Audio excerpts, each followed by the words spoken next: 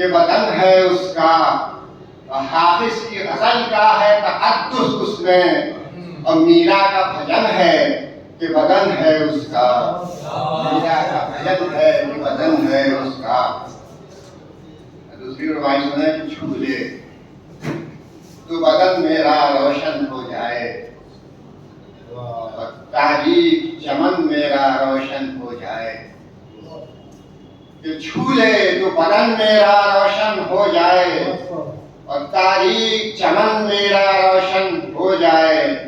کیسا ہے ظفر اس کا تا زندہ خیال، کہ سوچوں تو سخن میرا روشن ہو جائے، سوچوں تو سخن میرا روشن ہو جائے۔ اور آخری روایت کہ قامت ہے، قامت کا قیامت کا گماں ہوتا ہے،